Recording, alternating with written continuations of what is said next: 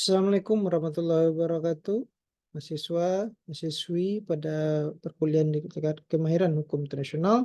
Pada kesempatan ini kita akan melanjutkan perkuliahan kita pada minggu ke-7 atau minggu yang terakhir yang akan membahas mengenai bagaimana praktek dalam hukum internasional yang kita jalani nantinya kalau kita melakukan praktek sesungguhnya. Oke, kita mulai. Yang pertama yang harus dipahami adalah hukum internasional ini tentunya berbeda dengan hukum nasional. Kita memiliki banyak sumber hukum di sini dan kadang-kadang kita harus mengetahui mana yang kita jalankan atau apply. Kemudian juga ada banyak court-nya atau arbitration-nya, jadi kita harus menggunakan piawai. Nah, untuk kemahiran dalam hukum internasional itu sendiri, sesungguhnya kalau kita kelompokkan ada 3 kelompok besar. Yang pertama adalah negotiation skills, kemudian drafting skills, and dispute settlement skills. Jadi ini pada prinsipnya ya 3 itu yang harus kita pahami. Nah, kalau dilihat di sini di gambar ini, meskipun 3-nya saya kelompokkan masing-masing, di negotiation ini ada garis putus-putusnya yang mengarah ke drafting. Nah, kalau dilihat di sini, proses drafting itu sendiri di dalam hukum internasional, saya tekankan di dalam hukum internasional juga ikut dipengaruhi oleh negotiation yang terjadi. Ini cukup membedakannya dengan drafting dalam hukum nasional. Kalau drafting dalam hukum nasional mungkin ada negotiation ya, tapi itu tidak begitu kentara. Ketika drafting, misalnya saya punya pengalaman di dalam merumuskan peraturan daerah. Dalam tahap drafting itu biasanya sudah tidak terlalu banyak negotiation. Meskipun tetap ada ya, tapi itu hal yang membedakan dengan hukum internasional. Makanya di dalam hukum internasional proses drafting itu masih kuat aspek negosiasinya.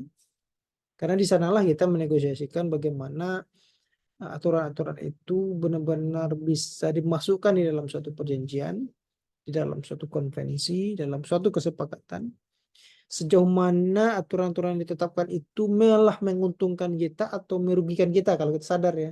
Karena ada pula keadaan kita memasukkan aturan dalam proses legal drafting, kita tidak menyadari itu ternyata merugikan kita. Ini yang susah. Ini banyak prakteknya, khususnya pada perjanjian-perjanjian Indonesia di masa lampau, yang ketika itu memang posisi Indonesia sangat berbeda dengan sekarang. Kemudian kalau kita lihat lagi, negotiation ini ternyata masih ada hubungannya dengan disputes. Nah, ini hal yang masih mungkin terjadi, tapi ini khususnya terjadi di masa-masa dispute yang belum sampai kepada tahap, of course belum dapat sampai dalam tahap pengadilan atau arbitration yang sudah berjalan atau nantinya prosesnya. Tapi dalam proses itu, misalnya dalam proses rekonsiliasi, dalam proses negosiasi sendiri atau mediasi, yang belum sampai kepada tahap yang harus menghendaki mereka nanti harus menerapkan putusan yang ditetapkan seperti dalam pengadilan dan arbitrase. Tadi saya sempat menyebut proses negosiasi dan di dalam dispute settlement yang kita bahas sebelumnya juga dengan negosiasi yang ada di dalam skill di sini. Ini harus dibedakan ya, negosiasi di dalam skill ini adalah proses mengupayakan menginginkan apa yang kita hendaki bisa tertuang di dalam suatu kesepakatan, bisa tertuang di dalam suatu dispute. Berbeda dengan negosiasi yang merupakan proses itu sendiri. Karena memang ada juga proses negosiasi dalam dispute settlement. Ya, sama dengan mediasi, sama dengan pencarian fakta, negosiasi juga merupakan bagian dari dispute settlement. Tapi ini harus dipisahkan dengan materi yang kita pahami sekarang. Negosiasi yang kita pahami sekarang adalah skill yang digunakan di dalam praktek dalam hukum internasional, bukan negosiasi yang merupakan dispute settlement mechanism. Nah, jadi kalau di sini negotiation itu dia hadir di dalam berbagai aspek, maupun apakah itu sebelum dicapainya suatu kesepakatan, apakah itu di saat di dalam merumuskan kesepakatan itu, ataupun di saat kesepakatan itu pecah yang mengunjungkan pada dispute.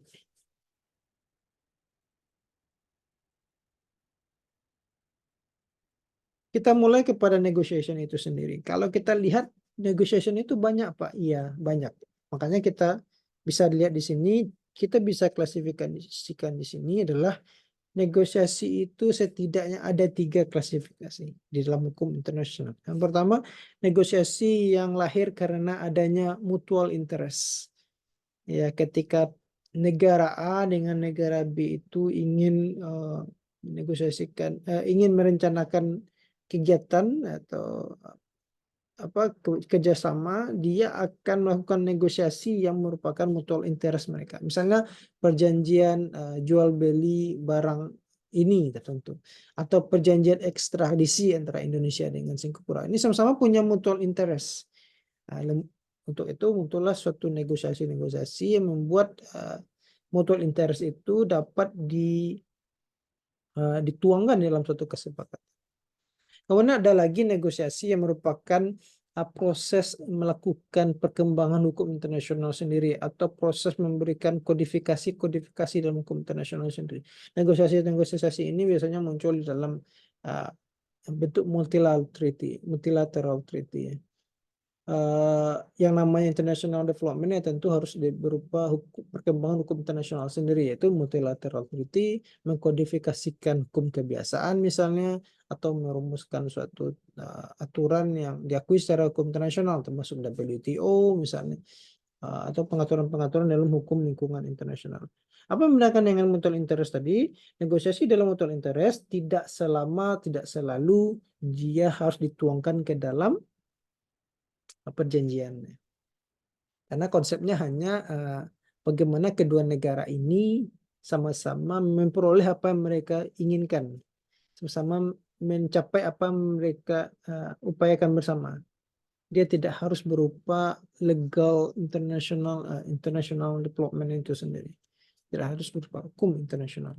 Kalau negosiasi dalam international development tentu dia harus berupa suatu hasil yang bisa terlihat yang berupa produk hukum.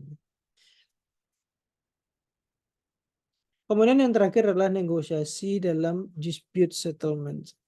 Ya, ini sebagaimana yang saya sampaikan juga tadi, negosiasi dalam dispute settlement itu dilakukan ya bagaimana beberapa negara atau satu atau dua negara terlibat atau beberapa negara terlibat berupaya untuk mengurangi mungkin dampak-dampak yang dihasilkan dari perselisihan mereka, atau secara langsung juga menyelesaikan perselisihan mereka, negosiasi. Oke, jadi spektrumnya luas negosiasi itu, baik ke kanannya yang mempengaruhi drafting dan disputes, maupun negosiasi itu sendiri yang berkaitan dengan mutual interest mereka, bagaimana international law to be developed, atau bagaimana mereka menyelesaikan dispute settlement di antara mereka. Kemudian yang kedua mengenai drafting. Dalam drafting ini kita harus memahami bahwa pada prinsipnya adalah ketika kita mendraft suatu peraturan ini secara umum, kita harus paham peraturan itu adalah dia menjadi hukum bagi yang membuatnya. Di dalam hukum internasional dia merupakan fakta sunt servanda yang artinya mengikat bagi para pihak. Jadi apapun yang di draft saat ini, kemudian itu dia didesain, ratify, atau kita asesi, dia menjadi aturan yang berlaku kepada kita, dia akan mengikat kita selamanya. Saya bayangkan dengan bagaimana berbagai perjanjian investasi yang ada, penanaman modal asing yang ada tahun awal 1967, 1968, 1970, mereka dibuat di tahun itu dan biasanya mereka akan berlangsung 15 sampai 30 tahun. Kemudian ada mekanisme perpanjangannya. Ketika itu tidak ditetapkan dengan baik di awal-awal tahun itu, di draft di awal-awal tahun itu, dia akan selalu hadir sebagai pengatur, atau di sisi lain dia akan hadir sebagai pembatas yang akan menentukan gerak-gerik kita ke depannya. Ketika kita keluar dari aturan dan pembatas itu, kita dianggap melakukan pelanggaran terhadap aturan yang disepakati.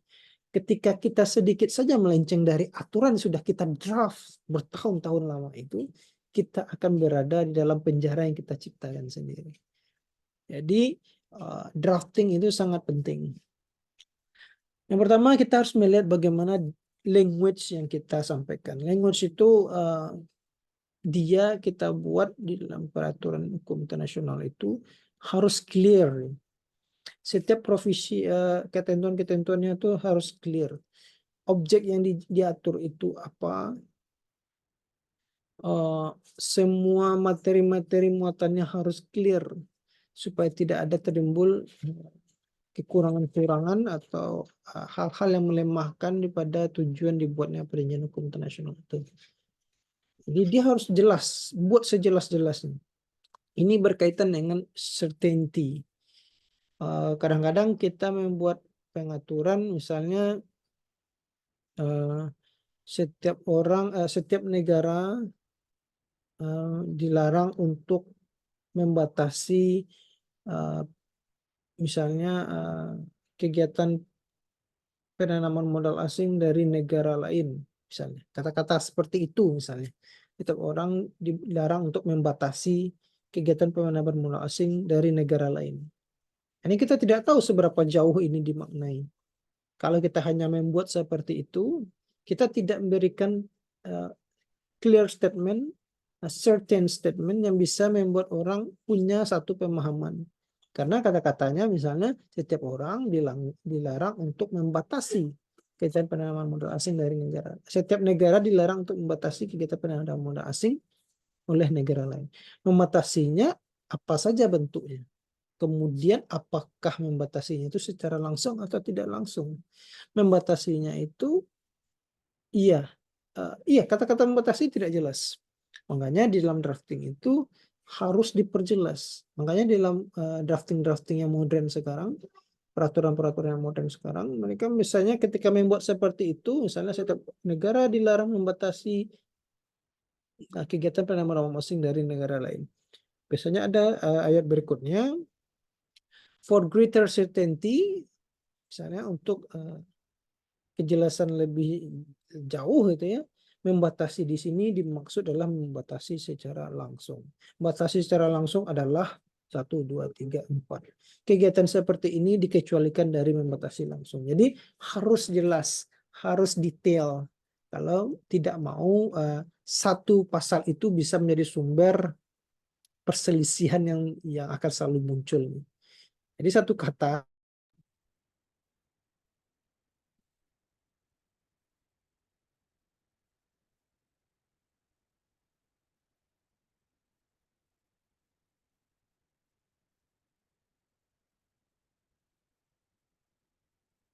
lanjut, tadi ada semacam technical issue. Nah, kalau satu drafting tidak dilakukan dengan baik, kita contohkan tadi dengan tidak jelasnya satu kalimat dan tidak dibuat lebih detail untuk menghindari kesalahpahaman, dia akan bermasalah sampai ke depannya. Setiap kegiatan selalu akan merujuk kepada itu, ya kami tidak tahu apa yang dimaksud dengan batasi. Pembatasan yang kami pahami seperti ini, pembatasan dipahami oleh pihak lawan seperti ini. Dia akan selalu bergulir karena tidak jelas dari awal. Ketika dia tidak jelas dari awal, dia akan selalu muncul sebagai suatu sengketa dan akan membuat bermasalah pihak-pihak yang ada di dalamnya. Itu pentingnya language, harus provide kejelasan dan kepastian di sana. Kemudian dalam proses legal drafting juga harus dipahami bahwa em, draft peraturan itu harus memperhatikan masalah bagaimana isu apa peraturan itu bisa diimplementasikan, implementation issue. Ini berkaitan dengan kalau dia hukum internasional dan apalagi dia multilateral treaty, kita harus mempertimbangkan berbagai yurisdiksi yang ada di belahan dunia. Ada berbagai macam yurisdiksi. Dua yang utama seperti civil law sama common law, kemudian hukum Islam, kemudian hukum customary law, international law gitu ya. Kita harus mengakomodir semuanya supaya apapun yang kita drafting itu dia bisa sebisa mungkin uniform ya. Meskipun sulit membentuk uniformity keseragaman di dalam hukum internasional, kita harus mengantisipasinya dengan mempertimbangkan bagaimana itu bisa diimplementasikan. Kita harus melihat bagaimana yurisdiksi negara-negara yang ada di sana. Tapi ini sebenarnya juga menjadi suatu permasalahan nantinya biasanya karena ketika hukum internasional terlalu mengakomodir yurisdiksi, akomodir hukum-hukum lainnya dari negara lain, itu dia bisa menjadi tidak terlalu spesifik, bisa menjadi bias, bisa menjadi terlalu umum, tidak memberikan kepastian juga. Akhirnya hukum internasional yang dibuat itu juga akhirnya menjadi susah untuk diterapkan. Akhirnya dia seperti harimau yang tidak bergitaring gitu ya. Dia menakutkan tapi dia juga bisa dieksekusi gitu. Tidak bisa menyelesaikan permasalahan. Atau dia dijauhi atau tidak diratifikasi oleh negara-negara karena ya dia susah diimplementasikan. Ini yang menjadi masalah deh. Kalau tidak bisa diterapkan ya dia tidak bisa diimplementasikan. Kalau kita membuat permasalahannya terlalu umum, permasalahannya terlalu mengakomodir semuanya, akhirnya hukumnya itu sendiri tidak punya kepastian, tidak punya tidak punya hal-hal yang membuat dia bisa diimplementasikan, diaplikasikan apa yang ada di dalamnya ke dalam real life ya, permasalahan-permasalahan yang ada. Contoh dari ini misalnya kalau adik-adik lihat itu Convention for International Contract for International Sale of Goods, itu salah satu contoh hukum internasional atau kita sebut dengan CISG peraturannya. Itu salah satu hukum internasional yang dianggap terlalu mengakomodir semua yurisdiksi, mengakomodir semua praktek hukum negara-negara. Akhirnya dia tidak terlalu banyak diratifikasi dan pada suatu titik mereka tidak benar-benar mencapai uniformity itu sendiri meskipun awalnya ingin memberikan keseragaman dalam hukumnya itu sendiri. Kemudian hal lain yang terakhirnya yang perlu kita pahami di dalam membuat rancangan hukum internasional itu dia adalah kita harus memikirkan apa yang kemungkinan terjadi ke depan, apa yang bisa kita lihat ke depan, foreseeable. Dalam kata lainnya, expect the unexpected. Kita harus bisa merumuskan, ya menerawang, tapi bukan menerawang bebas ya, kita harus bisa menganalisis, mempertimbangkan, memperhitungkan kira-kira di masa depan itu sejauh mana deviasi ke penyimpangan yang mungkin terjadi dengan kondisi sekarang. Misalnya meskipun WTO agreement itu yang dibentuk tahun 1995 itu dengan perangkat WTO-nya sendiri, itu dia sudah dianggap sangat komprehensif. Banyak hal yang bisa diatur, dimasukkan di sana karena dia proses panjang juga kalau adik-adik pahami proses pembentukan WTO mulai dari tahun 1947, bayangkan dari 1947 dengan berbagai negosiasi akhirnya pada tahun 1994 dia menjadi suatu hasil yang konkret. Puluhan tahun kemudian dia menjadi hasil peraturan perundang-undangan international trade yang dianggap kala itu sebagai yang sangat komprehensif karena begitu adik-adik misalnya begitu negara adik-adik lihat misalnya negara meratifikasi atau mengaksesi WTO agreement itu dia langsung secara tidak langsung menyetujui semua aturan-aturan di bawahnya. Apakah itu GATT, General Agreement on Trade and Tariff and Trade, atau General Agreement on Trade and Services, macam-macam agreement yang ada di bawah WTO agreement itu. Ya, waktu itu dia dianggap sebagai peraturan hukum internasional di bidang perdagangan yang sangat komprehensif. Tapi apa yang terjadi ketika itu mulai dijalankan tahun 1995, 5 tahun setelahnya era internet membludak. Era internet membludak, kemudian kita menyaksikan abad 21 ini sebagai abad yang serba cepat, yang serba digital, yang serba global. Hal ini sama sekali tidak diatur di dalam WTO agreement. Mereka tidak membayangkan sebelumnya, dan dunia sebenarnya tidak membayangkan sebelumnya akan ada era seperti sekarang, ketika kehadiran fisik orang itu sangat tidak penting lagi karena semuanya bisa secara online. Misalnya kuliah saya ini bisa saya berikan upload di YouTube, bisa disaksikan oleh banyak orang. Kemudian adik-adik bisa membeli barang dari Cina ke Indonesia atau barang dari Inggris ke Indonesia. Begitu juga sebaliknya. Hal ini sama sekali tidak diatur dalam WTO agreement. Jadi expected and unexpected-nya become a problem in this WTO agreement. So, ya jadi meskipun kita cannot predict the future, tapi kita harusnya bisa melihat arah-arahnya. Karena ketika kita gagal untuk menerapkan itu di dalam aturan hukum internasional yang kita buat, setidak-tidaknya kita harus merevisi, atau kalau kita tidak merevisi atau membuat kembali, kita akan dihadapkan kepada kekosongan hukum. Contoh lainnya bagaimana aturan hukum internasional bisa merevisi perkembangan zaman, misalnya ketika NAFTA, North American Free Trade Agreement antara Amerika Serikat, Kanada, dan Meksiko, dia begitu abad ke-21 disepakati sebelum abad 21, ketika masuk ke abad 21 mereka kemudian melakukan revisi-revisi yang dibutuhkan. Jadi minimal kita harus melakukan revisi kembali. Kita tahu dalam proses membuat hukum internasional itu tidak mudah melakukan revisi-revisi, karena balik lagi ada proses negotiation, kemudian di drafting itu kembali ada lagi proses negotiation lagi gitu ya. Jadi tidak semudah itu merevisi. Oke, kita lanjut sekarang kepada kemahiran di dalam melaksanakan dispute settlement. Kemarin kita sudah di awal perkuliahan kita sudah sedikit lagi mendalami bagaimana source of international law untuk menentukan applicable law, subject of international law untuk menentukan pihak-pihak yang bersengketa, dan terakhir kita mata kuliah kita kemarin menentukan pengadilan-pengadilan atau arbitrase mana yang bisa kita pakai untuk menyelesaikan sengketa. Nah, ini sangat dibutuhkan dalam sengketa internasional.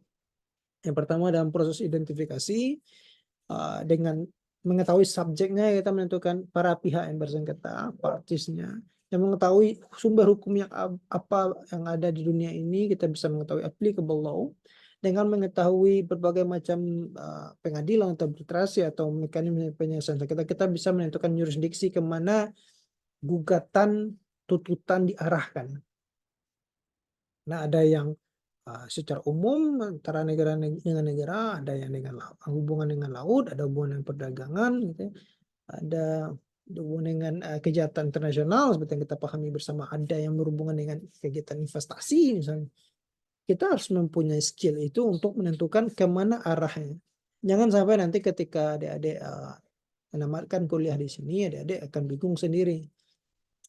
Oke, saya tahu sengketa ini ada. Oke, saya sudah mempelajari para pihaknya, tapi kemana yang mau diarahkan? Sebenarnya tidak ada lagi tempat bertanya selain adik-adik sendiri yang akan tahu, karena yang akan ditanya orang itu adik-adik. Adik-adik yang akan tanya ketika adik-adik menjadi pengusaha corporate law, international lawyer, ya adik-adik yang bisa menentukan sendiri kemana tuntutan klien ini diarahkan. Bukan kita yang menanyakan kepada klien ya. Kita menanyakan kepada klien itu hanya opsi. Kalau kita tahu ada kemungkinan di sini sama di sini, ya kita memberikan opsi. Tapi bukan kita ditanya kemana saya harus mengajukan tuntutan, kemudian kita bingung gitu ya. Dan terpaksa kuliah lagi dengan dosen-dosen di universitas, udah terlambat. Kemudian skill yang kedua, kemahiran kedua yang harus diketahui ya procedural law itu sendiri. Jadi ketika adik-adik kemarin sudah atau tadi sudah sebelumnya sudah mempelajari mengenai ICJ statute, adik-adik harus mempelajari prosedur-prosedur bagaimana proses proceeding dan hearing itu dilaksanakan. Dia beda-beda. Kalau ICJ prosesnya berbeda, kalau exit mereka ada proses tersendiri gitu ya. Masing-masing dispute settlement mekanismenya beda-beda caranya. Kita harus pahami semuanya. Harus pahami semuanya. Dan dengan bekal pengetahuan sebelumnya, adik-adik bisa mengakses itu ya dengan aturan-aturan mereka punya masing-masing. Kemudian tidak cukup hanya kepada tahu saja. Kalau kita mau sukses dalam kasus ya tentu kita harus ahli di sana. Kita harus tahu di mana mencari-cari celah, cari-cari celah proses ini kita ambil misalnya ketika misalnya ya ketika kita tahu kita bisa menghadirkan saksi sebanyak 3 orang dalam prosedur, ternyata kita cuma menghadirkan 1 orang, ya itu bisa menjadi awal tidak maksimalnya kita dalam mendeliver tuntutan kita misalnya. Atau kita tahu sebenarnya kita bisa membutuhkan waktu lebih lama, kemudian kita tidak tahu ditetapkan hakim hanya 2 minggu, kemudian ternyata ada waktu tambahan yang bisa kita ajukan, ya akhirnya kita tidak bisa memaksimalkan potensi-potensi yang ada dalam memenangkan kasus. Jadi get to know dengan aturan yang ada di dalam dispute mechanism itu, kemudian master it. Oke, yang terakhir kemudian ya tentunya di dalam memenangkan satu kasus kita harus bisa membungkus apa yang kita tuntut itu atau apa yang kita pertahankan itu dengan suatu legal reasoning yang bagus. Pertama kalau di sini dengan kita harus mengetahui efek causality-nya. Misalnya kalau kita mau mengklaim terjadinya satu kerugian, kita harus bisa menunjukkan kerugian itu ada. Karena biasanya di dalam hukum internasional dan hukum secara umum kita bisa mengklaim kompensasi misalnya setelah terlihat adanya kerugian dan adanya perbuatan yang membuat terjadinya kerugian itu. Kita harus bisa mencari causality itu semua. Misalnya kemudian di dalam kasus Indonesia Autos, yaitu kasus Indonesia dituntut di dalam WTO karena memberikan diskriminasi tarif kepada salah satu negara dibanding negara lainnya. Ketika proses itu pihak lawan mampu menunjukkan diskriminasi yang Indonesia terapkan itu memberikan kerugian-kerugian kepada pihak yang bersengketa. Karena legal reasoningnya ada, didukung oleh data yang ada, akhirnya ya legal reasoningnya itu kuat gitu. Jadi harus bisa melihat kesesuaian dampak-dampak yang terjadi, harus bisa mencari data-data yang ada, kemudian harus bisa mengaplikasikan hukum-hukum yang ada. Ini harus dipahami oleh kita semua dengan baik, kemudian kita aplikasikan. Nah, jadi itulah materi kuliah kita pada kesempatan ini. Di satu halaman ini adik-adik bisa melihat ringkasan summary dari apa yang kita bahas. Bagaimana kita harus mahir dalam hukum internasional, mulai dari proses negotiation yang berupa kemampuan untuk bernegosiasi ya. Kemudian dalam proses menuangkannya ke dalam aturan, kita harus memahami bagaimana aturan itu akan membelenggu atau akan membatasi kita atau akan melindungi kita, tergantung dari apa yang kita tulis. Tergantung dari apa yang kita tulis. Jadi kita harus hati-hati di sana. Kemudian bagaimana kita ketika terjadi sengketa atau dispute kita harus menjadi pemenangnya. Ya, kita harus punya keahlian-keahlian itu, menentukan, mengidentifikasi permasalahan, mengidentifikasi jurisdiction, harus master di dalam penyelesaian sengketa itu, dan bagaimana menyelesaikannya dengan menggunakan legal reasoning yang baik. Itu kemahiran-kemahiran yang harus dipahami oleh seorang yang melaksanakan pekerjaan di bidang hukum ya, terutama bila menjadi lawyer ya, ataupun ya dengan jenis profesi yang lain, harus dimiliki kemampuan seperti ini khususnya di bidang hukum internasional. Baiklah, itu saja yang bisa saya sampaikan. Terima kasih atas kesempatannya pada perkuliahan ini. Semoga ini bisa menjadi pelengkap dari materi-materi yang ada sebelumnya untuk bisa ditingkatkan lagi ke dalam materi-materi berikutnya setelah ujian akhir semester. Terima kasih. Assalamualaikum warahmatullahi wabarakatuh.